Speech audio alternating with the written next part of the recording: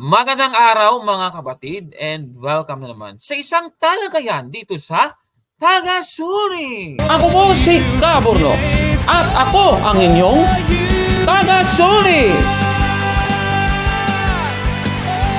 Sa puntong ito ng ating programa, kung hindi ka pa nakasubscribe, pakiclick po ng subscribe button at ang notification bell para updated po tayo sa ating mga susunod na videos.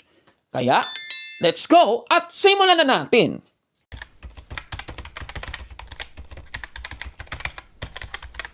At sa ating episode ngayon ay tatalakayin natin itong mga paninira ng mga taga-iglesia ni Cristo ni Manalo tungkol po sa ating iglesia, sa Iglesia Katolika, na sabi daw nila, hindi daw mga Kristiyano ang mga Katoliko. Totoo ba ito, mga kababayan?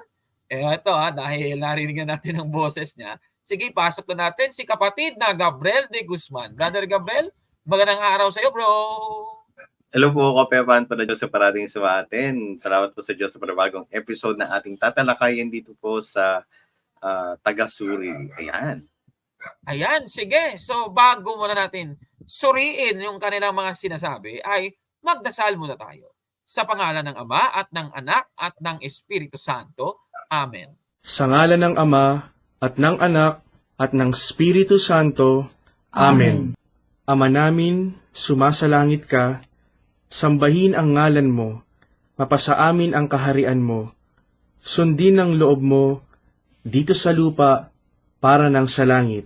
Bigyan mo kami ngayon ng aming kakanin sa araw-araw at patawarin mo kami sa aming mga sala para ng pagpapatawad namin sa nagkakasala sa amin at huwag mo kaming ipahintulot sa tukso at iadya mo kami sa lahat ng masama. Amen. Aba, Ginoong Maria, napupuno ka ng grasya, ang Panginoong Diyos ay sumasa iyo.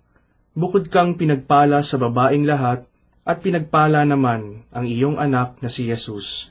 Santa Maria, Ina ng Diyos, ipanalangin mo kami makasalanan, ngayon at kung kami mamamatay. Amen. Luwalhati sa Ama, at sa Anak, at sa Espiritu Santo, Kaparanan sa unang-una, ngayon at magpakailanman, magpasawalang hanggan. Amen. sa ngalan ng Ama, at ng Anak, at ng Espiritu Santo. Amen. Amen! Ayan, heto na, Brother Gabriel. Maganda itong episode natin. Dahil sa ating episode ay sasagutin natin yung isang video po na nakalap natin sa social media, Brother Gabriel. Itong video, kapatid na Gabriel, ng Iglesia ni Cristo ni Manalo, lumang video ito. Pakita ko lang sa inyo. Itong may title na, yung title, ayan pagkakaiba ng Iglesia ni Cristo sa Iglesia Katolika Apostolika Romana. Yan ay kumakalat pa rin sa social media, Brother Gabriel. At ang sinasabi sa video na iyan, Brother Gabriel, na hindi daw mga Kristiyanong, mga Katoliko, kapatid na Gabriel. O, di ba? Pero bago muna natin simulan, ay basahin muna natin, kapatid na Gabriel, ang Gawa, Kapitulo 11, ang talata ay 26. Pakibasa, kapatid na Gabriel. Opo. At nang siya'y kanyang masumpungan, ay kanyang dinala siya sa Antioquia. At nangyari na sa buong 1 taon, sila'y nakisama sa iglesia at nagsipagturo sa maraming tao. At ang mga alagad ay pinasimulang tawaging mga Kristiyano sa Antioquia. Ayan, klarong-klaro. Yung mga alagad, Brother Gabriel, tinawag ng mga Kristiyano. Pinasimulang tawaging mga Kristiyano sa lugar ng Antioquia ayon sa Biblia, kapatid na Gabriel. Ayan. So lumalabas, mga Kristiyano po. Yung mga unang Kristiyano, in-address as Christians doon sa Antioch. Di ba sa English, yung Antioch, Brother Gabriel? Ayan, oo. Ang mga alagad kasi ng Diyos, Brother Gabriel, alam natin na tinatawag talagang mga Kristiyano ayon sa Biblia. Oo. Pero ang tanong na napakalaking katanungan, ang mga Katoliko ba, Brother Gabriel, ay mga Kristiyano? Yan ang ating tatalakayin. At panoorin muna natin itong video na ito, kapatid na Gabriel. Iglesia ni Cristo at ng Iglesia Katolika, ihahanay po namin sa inyo ang ilan sa malaking pagkakaiba ng Iglesia ni Cristo sa Iglesia Katolika. Hindi lang po sa pangalan, may pagkakaibang Iglesia ni Cristo at ang Iglesia Katolika, kundi sa marami pang aspeto. Apo. Unahin po natin ang tungkol sa mga kaanib, kapatid Nal. Ano ang tawag sa mga kaanib o miyembro sa iglesyang itinayo ng Panginoong Hesukristo? Ang tawag po sa mga kaanib sa iglesyang itinayo ng Panginoong Hesus ay mga Kristiyano. Ito po ang pinatutunayan sa Efeso 4:12. Pakinggan po ninyo. Ang panlahat na layunin o tinutungo ng kanilang pagpapagal ay dalhin sa mga Kristiyano ang kahustuhan ng pag-iisip upang ihanda sila sa paglilingkod Kristiyano at ng pagpapasakdal ng Iglesia ni Kristo. Ito po ay pahayag ni Apostol Pablo at ang pinatutunayan po niya, kapatid na Edgar, na ang mga kaanib sa Iglesia ni Kristo ay tinatawag na mga Kristiyano. Kaya ano ang tawag ng mga apostol, kapatid Nal, doon sa paglilingkod sa Panginoon Diyos na isinasagawa ng mga tunay na kaanib sa Iglesia ni Cristo? Naroon din po sa talatang binasa natin, iyon po ay tinatawag nilang paglilingkod Kristiyano. Ayan, so napapansin natin doon sa kanilang binasa yung Norley Simplified New Testament ng Efeso 4:12. At natalakay na natin yan yung isa sa mga bago nilang propaganda, 'di ba? Yung palaging propaganda, Roma 16:16, Gawa 20:28. Ito naman yung bago, Brother Gabriel. Efeso 4:12, yung salin nga lang iba, Norley Simplified New Testament Bible, at na-debunk na natin yan nung nakaraang episode, di ba, Brother Gabriel? Opo, binigyan nila ng self-interpretation yan eh. Oo, at saka, Brother Gabriel, yung tinutukoy pala na granting, tama naman yung nakasulat, yung tinutukoy na Church of Christ doon sa Efeso 4:12, Iglesia Katolika pa rin, Brother Gabriel, ayon sa Efeso 2:15, kapatid na Gabriel, at hindi sila ito. Natalakay na natin yan, ha? Yan ang masaklap. Ngayon, ipagpatuloy natin ang video. Sinasabi nila, kapatid na Al, basta ang tao raw kahit kaanib sa ibang relihiyon, basta't kumikilala sa Panginoong Hesukristo bilang kanyang Panginoon, yun ay Kristiyano. Ipaglingkod natin sa kanila, ano ang ipinahayag ng isa sa mga naging papa ng Iglesia Katolika? Sumasang-ayon ba siya sa ganung uri ng paniniwala? Ganito po ang pahayag ng isang naging papa na Iglesia Katolika sa isang aklat, The Papal Encyclicals. Ganito po ang ating mababasa sa wikang Pilipino na po. Sino man siya at anuman siya, siya na wala sa Iglesia ni Kristo ay hindi isang Kristiyano. Maliwanag po sa pahayag na ito ng isa sa mga naging papa ng Iglesia Katolika. Ayon po sa kanya, kapatid na Edgar, sino man at anuman siya, kung wala siya sa Iglesia ni Kristo, hindi po siya Kristiyano. Kaya hindi po namin sariling pangungusap ito. Binasa lamang po namin sa aklat na kinatitipunan ng mga pastoral letter ng mga naging papa ng Iglesia Katolika. Ayun. So yun ang pahayag niya, Brother Gabriel, na ginamit daw ng aklat, lumalabas, na yung mga Kristiyano, dapat yung iglesia, yung pangalan, Iglesia ni Cristo. Church of Christ daw. Ayun. Yun ang kanilang malaking propaganda na naman, Brother Gabriel. Ayan, ha. Yun na nga. Meron siyang ipinakita na aklat eh. Gusto ko lang ipapansin sa inyo, mga kapatid, yung aklat ng kanyang, nakikita nyo sa screen. Papal Encyclicals. Oo, sige nga, basahin mo nga yan, Brother Gabriel, nakasulat dyan. Opo, ayan whoever he is and whatever he is, he who is not in the Church of Christ is not a Christian.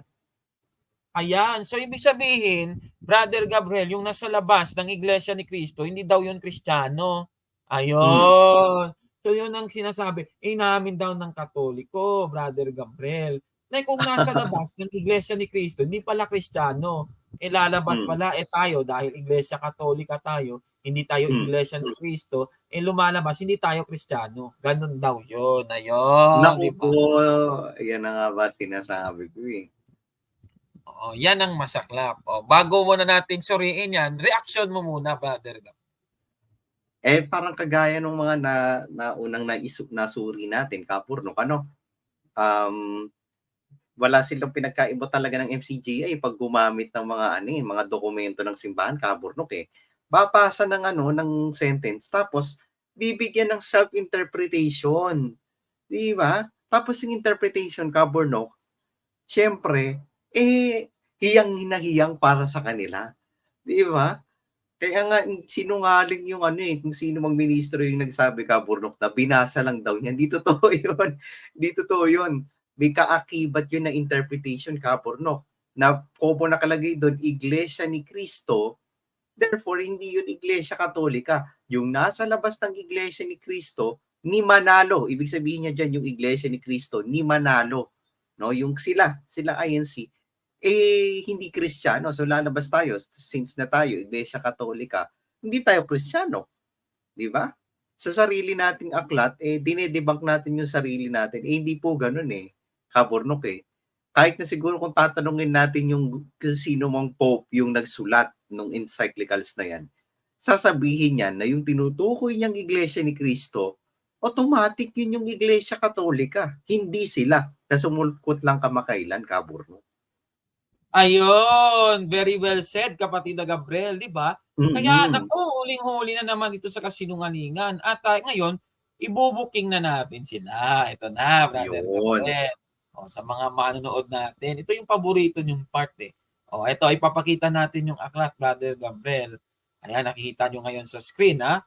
The Papal Encyclicals in their historical context. The Anna Fremantle. Ayan, nakita nyo yung original na aklat yan, ha, Brother Gabriel. Ay, by the way, bago ko muna ipagpatuloy, gusto ko lang munang pasalamatan si Brother Hector Damaso. Ayan, siya yung nagbigay sa atin ng tip kung paano ito mahanap. Ayan, thank you po, Brother Hector. At ito, babasahin natin yung My Nilobstat ni John Goodwine at imprimatur ni Francis Cardinal Spellman, yung Archbishop of New York. At saka mula nga dito, ito pa nga yung magpapatunay daw na talagang yun nga may Nilobstat pa, may imprimatur. Meaning tama talaga yung aklat nung yung sinabi kanina na yung nasa labas ng Iglesia ni Cristo daw hindi Kristiyano. At kayo, dahil hindi kayo Iglesia ni Cristo, yun yung kanilang conclusion, ano? Dahil kayo, mga Katoliko, hindi kayo Iglesia ni Cristo, kayo, hindi kayo Kristiyano. Yun ang automatic. Binaligtad tayo no? Binaligtad. Gamit yung aklat natin, binaligtad tayo. Grabe talaga. Isit yung mga yan. Yan yung babasahin natin. 1963 edition sa page 39. Ito po yung page 39, kapatid na Gabriel.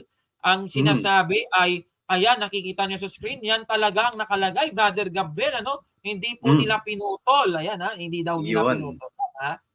Pero ang tanong, Brother Gabriel, base ba sa konteksto ng nakasulat na ito sa aklat, ano bang tinutukoy na Church of Christ dito?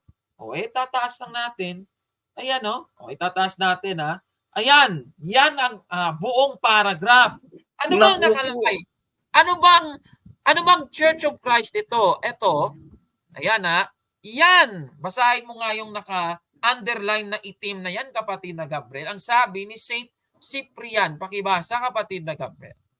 Ayan Saint Cyprian yung nagsabi Originated also in the tales invented by the apostates. The bond of harmony stood firm, and the indivisible sacrament of the Catholic Church continued. Naku po, Kapurnok, yun pala. Walang konteksto kasi sila Ayun! Kaya lumalabas, Brother Gabriel, parang INC pa rin. Tama naman, INC naman sila. Incomplete. Ayun. Incomplete. Pinuputol lang kasi, wala sa konteksto. ang kanilang pagkakakot. Ayun. So lumalabas, Yun. Brother Gabriel, yung Hmm. tinutukoy na Church of Christ doon sa kanilang kinot ay Iglesia Katolika, 'di ba? Ganun Yun. yun. Naku, Binasa lang natin, Kaburnok. oh, 'di Yan. ba? Hmm. At katunayan, Brother Gabriel, aral naman talaga natin yan na ang Iglesia Katolika, kapatid na Gabriel, ay ang Iglesia ni Ni Kristo. Cristo. Basahin natin yung sinasabi ng ating aral dito sa Catechism of the Catholic Church. I-flash ko sa screen, paragraph 811. Basahin natin yung unang paragraph. Pakibasa, kapatid na Gabriel, yung unang sentence pala. Yan. Yes po. Yes po. This is the soul. Yan, soul. Church of Christ, which in the creed we profess to be one, holy, Catholic, and Apostolic. Ayun pala, Kaburnok, may tanda pa. O yan, klarong-klaro. This is the sole Church of Christ. Yung Church of Christ na yun, yung Iglesia ni Cristo, yan pala, Brother Gabriel, ay one, holy, Catholic, at Apostolic. Yung Iglesia ni Cristo ni Manalo, hindi naman yan Catholic eh. Diba? Yun nga eh. O, Opo. hindi din sila Apostolic. Kasi 1914 lang lumitaw, Brother Gabriel, di ba? Opo. Opo. O, di ba? Tapos sasabihin nila, natalikod daw ang iglesia na itinayo ni Kristo. Naku po. Lumalabas, Brother Gabriel, pati pala yung mga apostol, tumalikod din. Kasi yung buong iglesia ni Kristo yung tumalikod daw. Di ba yan ang logic daw? So, hindi sila apostolic in particular. Yan ang logic dyan, Brother Gabriel. E, paano Opo. ngayon yan? O, paano Yes, ngayon? opo. O, di ba? Ay, naku naman. So, ano bang masasabi mo doon sa kanilang itong sabi nila, kapatid na Gabriel, na sabi nila daw hindi daw Kristiyano ang mga nasa labas ng Iglesia ni Cristo base dito sa aklat ng kanilang kinot. Ano masasabi mo dito, kapatid na Gabriel? Naku po, busted yan. Ay, naku ha. Ay, naku Di ha. ba? O, di ba? Kalokohan lang nila yan, Brother Gabriel. Pang Oo. chap-chap lang yung kanilang inatupag. Chap-chap gang kasi sila, Brother Gabriel. Yan ang masaklap doon. Yun nga, Kaburnok eh. Yan ang malupit doon eh. Kaya pala hindi nila binasa yung title ng buo, yung title ng libro, di ba? In historical context. Kasi ayaw nila ng context, mahuhuli, Kaburnok eh. Yan tuloy, busted tuloy natin. O, di ba? Nako. O, baka iiyak na naman yan si Cesar Sineta kung mapanood niya ito. O, ngayon, Naku. Brother Gabriel, eto na. Susundan natin. Isang video pa lang yon. O, eto pang isa. Panoorin naman natin yung susunod. Sige.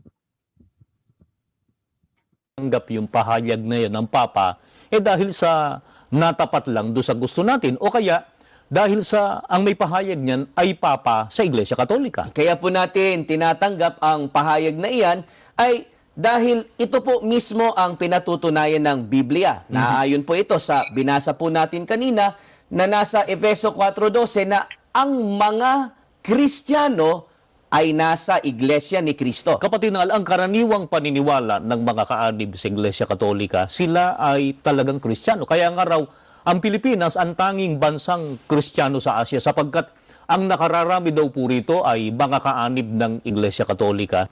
Kaya alamin natin, ayon mismo sa mga otoridad ng Iglesia Katolika, ano ang tawag sa mga kaanib o miyembro sa Iglesia Katolika? Aklat po nila, kapatid Edgar, ang babasahin po natin, maikling katisismo ng aral na Kristiyano. Ganito po ang mababasa sa pahina 50. Pakinggan po ninyo. Ano ang tawag sa mga taong sumusunod sa Santo Papa at sa mga obispo? Ang mga sumusunod sa Santo Papa at sa mga obispo na parang kanilang pinuno at ama ng kaluluwa ay tinatawag na mga Katoliko at sila ang mga kaanib na bumubuo ng Santa Iglesia Katolika. Ayon po dito sa katisismo, ang mga sumusunod sa Papa at mga obispo ng Iglesia Katolika ay tinatawag po na mga Katoliko, hindi po Kristiyano. At sila po ang mga kaanib na bumubuo ng Iglesia Katolika. Ayun, di ba?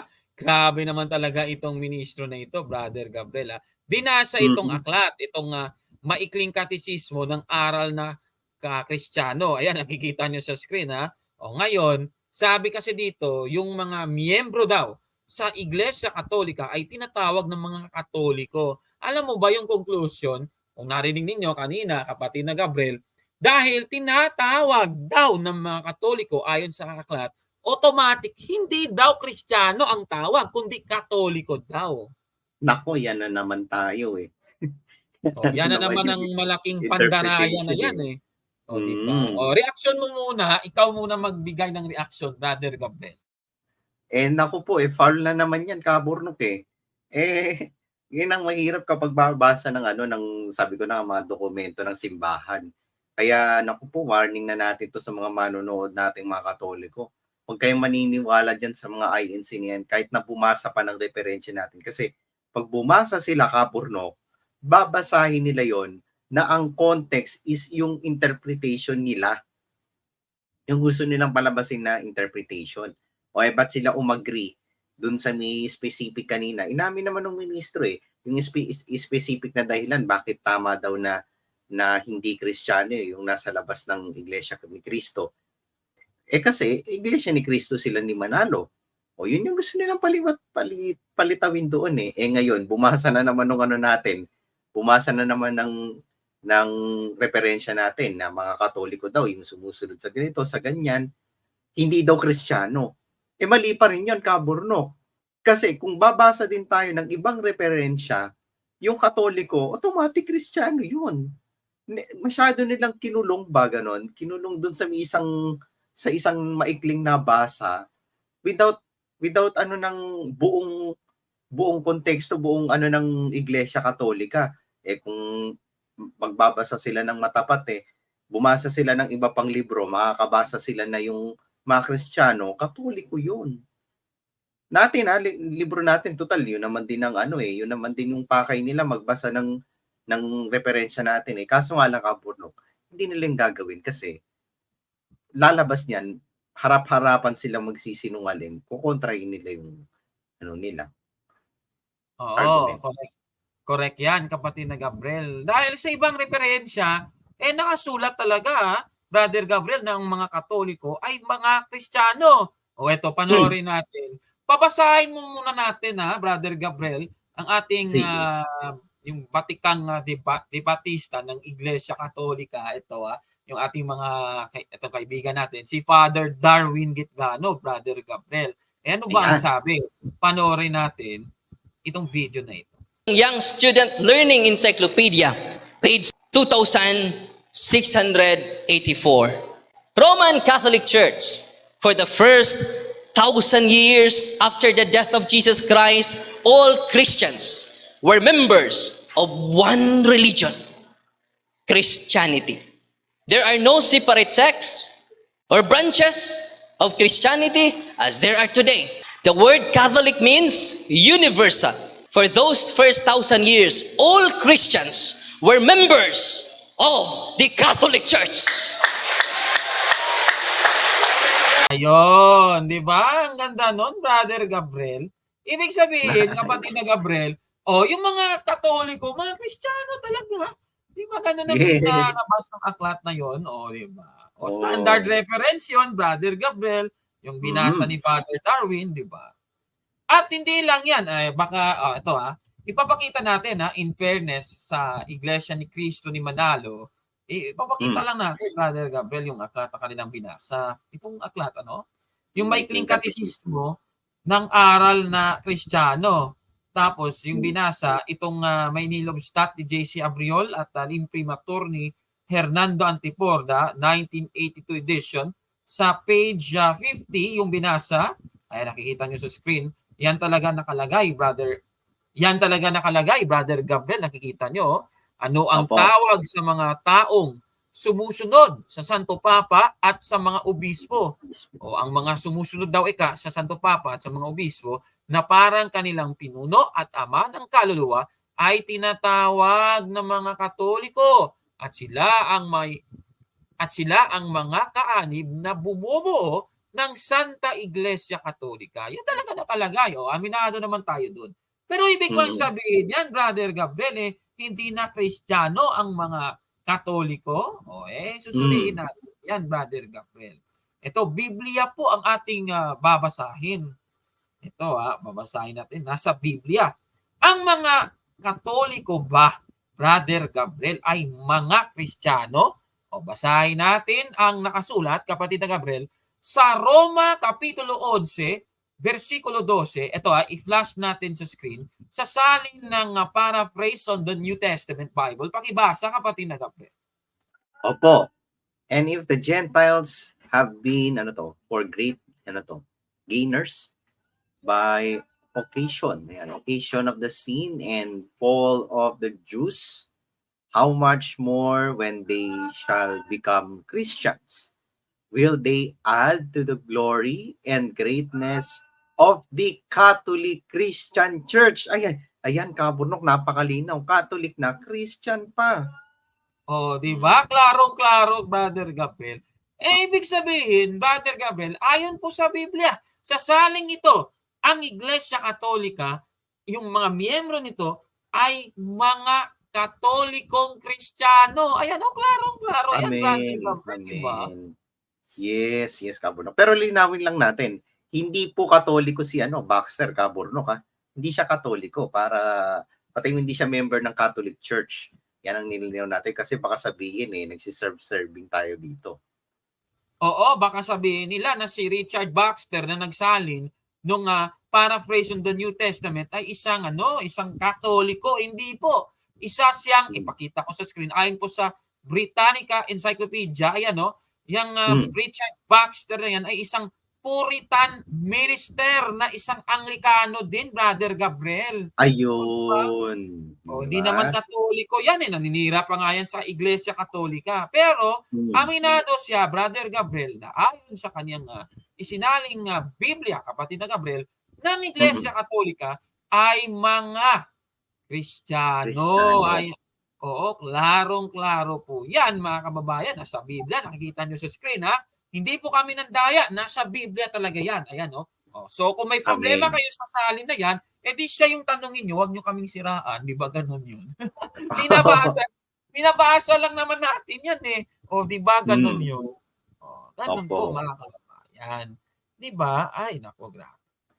Ito pa. By the way, bago muna natin ipagpatuloy, So, anong masasabi mo, Brother Gabriel, doon sa sinasabi na base doon sa aklat, yung mga Katoliko daw, hindi naman daw Kristiyano. Ano masasabi mo, Brother Gabriel, dahil nalaman nating mali pala yun base sa ating pagsusuri? Ano masasabi mo? Busted yan. Naku, di ba? Busted talaga yan, di ba? Mali kasi, Brother Gabriel, klaro-klaro naman ng mga mga Katoliko ay mga Kristiyano, mga kababayan. Ngayon, balikan natin, kapatid na Gabriel. Sandali lang. Pause muna. Ayan. So ngayon, Brother Gabriel, balikan natin yung binasa nating talata kanina. Basahin muli natin. Ipakita na lang natin siguro sa screen yung nasa Gawa 11:26 na ating binasa na ayan, nakikita nyo ngayon sa mali pala to. Gawa 11:26. Bakit Roma yun nasa screen? Sorry naman. 26. Ayan. Hindi, Gawa. Sorry. Sandali lang, bro, Roma ito. Sandali lang, bro, iulit-ulitin lang natin. Okay. Okay. Ikakat ko na lang to. Sandali lang, bro. Okay. Ito lang yung layout. Okay, 5, 6, 7, go. Ayan, sige, Brother Gabriel. Ngayon, sa pagkakataong ito, balikan muna natin yung Gawa. Kapitulo 11, ang talata ay 26. Kasi dito, kapatid na Gabriel, sinasabi na yung unang beses na sinabi at tinawag yung mga Kristiyano na yung term na Christians or Kristiyano, nangyari po sa Antioquia, kapatid na Gabriel, di ba? So doon pala yun sinabi. Ngayon, ang tanong, Brother Gabriel, anong iglesia ba ano ba yung pangalan, Brother Gabriel, nung iglesia na yung tinawag nila, Brother Gabriel, sa mga unang Kristiyano. Tinawag nilang Kristiyano doon sa Antioquia, Brother Gabriel. Alam mo ba, yung sasagot dito ay ang kasaysayan. At ayon sa kasaysayan, kapatid na Gabriel, sa pamamagitan ni San Ignacio, ni Saint Ignatius of Antioch, kapatid na Gabriel, ano ba ang tawag? Kasi si Saint Ignatius of Antioch, obispo ng Antioquia, Brother Gabriel, naging obispo siya ng Antioquia, no? Kapatid na Gabriel, Ito babasahin natin ang kaniyang pahayag. Sige nga, basahin mo nga itong sabi ni Saint Ignatius of Antioch dito sa Ignatius dito sa letter to the Smyrnans, chapter 8, verse 1. Pakibasa, kapatid na Gabriel. Opo. Wherever the bishop appears, there let the people be. As wherever Jesus Christ is, there is the Catholic Church. Ay, akala ko, Brother Gabriel, there is the Iglesia ni Cristo ni Manalo Church. Wala namang ganun, di ba? Walang ganun, Kabor, no? Wala po. Oo, yan ang masaklap doon. Ibig sabihin, kapatid na Gabriel, yung Iglesia Katolika talaga, yung mga Kristiyano, ayon sa Gawa 11:26, dahil yung iglesia na yun, tinawag na Catholic Church, mga kababayan, di ba? So, paano ngayon yan, kapatid na Gabriel?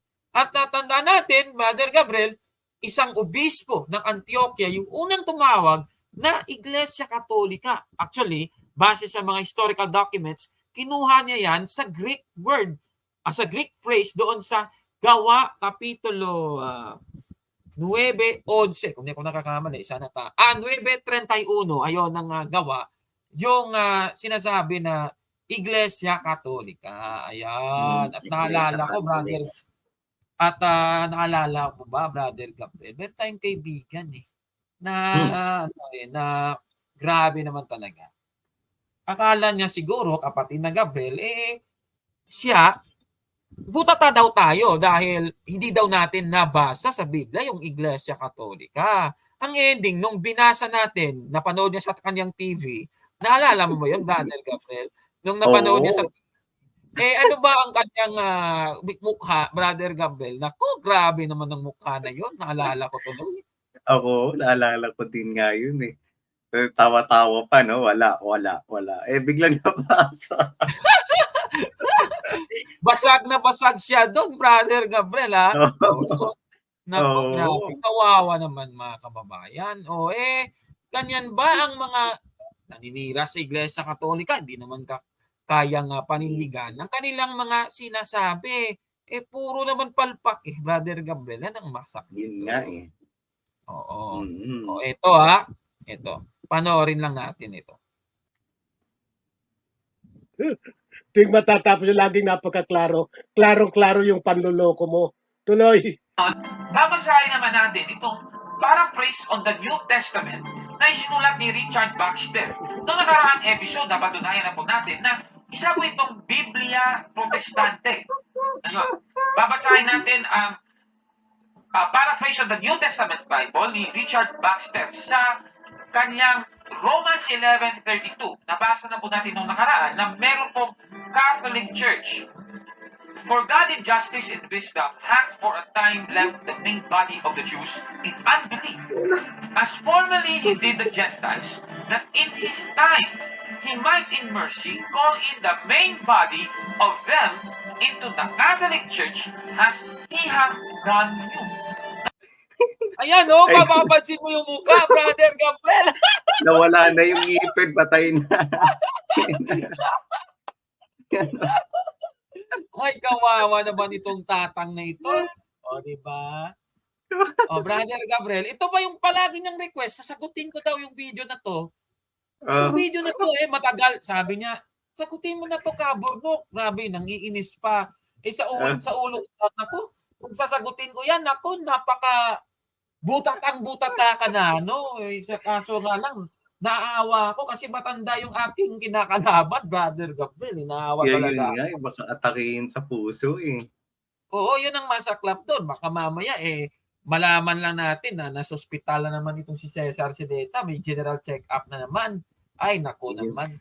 O, di ba? Ganyan ba ang inyong mga mangangaral? Naku, katulad ng mga ministro kanina at itong si Cesar Sineta na nung nabasa na, sabi niya, wala naman sa Biblia ang Iglesia Katolika. Tapos patawa-tawa pa. Tapos sabi niya, manloloko pa daw ako, Brother Gabriel, ang ending. Nung binasa ni Cabornok, ayan, nakikita niyo, binasa natin, ipa-drawing yung mukha niya, ayan, nakikita, ayan o, ipapalaki ng natin yung mukha niya. Ayan o. Ay, nako, Brother Gabriel, kawawa naman talaga. O, di ba? Kawawa naman. Sige, Brother Gabriel, baka may reaction ka doon sa kanyang pagmumukha. Oo nga grabe talaga yun. Talagang nung naalala ko talaga yun sinabi, di ba nagtanong ka pa, may bababasa ba? Sinagot yun ni Sineta sabi niya pa nun, wala. Ganun pa siya. Hanggang sa naging ganyan na yung mukha niya. Napaka-ano niyan, tawag doon, napaka-remarkable ng video na yan. Sa katunayan, pating attention ni Brother Wendell na cop out dyan, di ba? Kaya nga na-feature niya din yan sa sarili niyang YouTube channel. Kaya itong si Tatang Sineta nagkaroon ng mas lumalim yung galit niya sa inyo ni Brother Wendell magmula noon Cabornok Kaya tingnan mo hanggang ngayon target ka parati. Yan ang history niyan At talagang dahil diyan, Brother Gabriel, dahil sa kanyang pagkabutata palagi kay Cabornok, dahil maraming hindi niya alam na natutuklasan niya sa ating programa, nako, hanggang ngayon tayo pa rin namimersonal, nagbumura siya, Brother Gabriel, namimersonal siya kay Cabornok. Kaya nako, wala na talaga yan mga kababayan. Di ba? At nalaman natin, Brother Gabriel, sa episode na ito, na talagang ang Iglesia Katolika ay tunay na mga Kristiyano, kapatid na Gabriel, di ba? Amen. Standard reference at referensya ng simbahan. Oo, lalong-lalo na sa Biblia nakasulat, Brother Gabriel. Tama. Amen. Oo, ayan. Anong masasabi ninyo sa ating episode po ngayon? Comment down below mga kapatid. At kung like mo ang video na ito, paki-smash ng like button at mag-subscribe sa ating YouTube channel, Factbusters PH. Kaya, huwag maniwala sa sabi-sabi. I-check mo na kung fact nga talaga. Hanggang sa susunod na episode, kasama si kapatid na Gabriel de Guzman, ako po si Cabornok at kami ang inyong Tangasuri! Ayan, Brother Gabriel, ha? Naalala ko tuloy talaga si Cesar Sineta, yung mukha niya nung nabasa. Catholic Church, nako, talagang nag-iba yung mukha. Yun lang. Yan talaga. Hindi talaga siya madrawing. Kaya bye, mga kapatid.